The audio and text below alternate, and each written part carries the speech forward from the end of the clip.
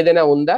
లేదంటే కొలుకుపూడి శ్రీనివాస్ ఒక బోళాతనంగా ముందుకెళ్ళిపోయి రాజకీయాలు చేయడం రాక లేనిపోని వివాదాలు తీసుకొచ్చి టీడీపీనే ఇరుకుని పెడుతున్నారా? ఎలా చూడాలి అసలు?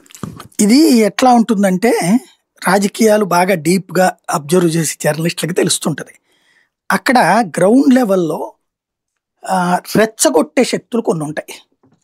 అంటే ఈ ఇప్పుడు మనం ఇప్పుడు ఫర్ ఎగ్జాంపుల్ నేనే ఉన్నానండి. ఉద్యోగరీత్యా చాలా చోట్లకి ట్రాన్స్ఫర్ అయ్యి వెళ్ళాను. వెళ్ళినప్పుడు లేదా కొత్త వేరే కంపెనీలో వెళ్ళినప్పుడు తొలినాళ్లలో నా దగ్గరకు వచ్చినోడు నాకు క్లోజ్ అవుతాడు సహజంగా. ఈ నా దగ్గరకు వచ్చినోడు క్లోజ్ అయినప్పుడు మిగతా వాళ్ళు నన్ను శత్రువుగా చూడడం భావిస్తారు.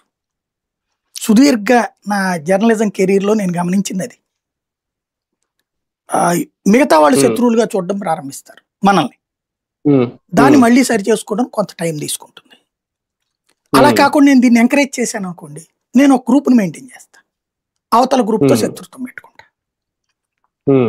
నేను ఈ వ్యవస్థని జీర్ణించేసుకోవడం వల్ల ఎక్కడికక్కడ కట్ చేసేవాడిని. దాంట్లో నేను అట్లా గ్రూపులు మెయింటైన్ చేయాలి.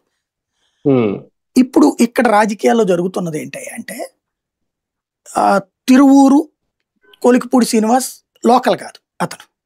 అంతమంది నల్లగట్ల స్వామిదాస ఇంకొకళ్ళ చాలా మంది ఉన్నారు. వాళ్ళందరూ పక్కకి వెళ్ళిపోయారు. వాళ్ళందరినీ కాకుండా ఈసారి కొలికిపూడికి ఇచ్చారు సీటు.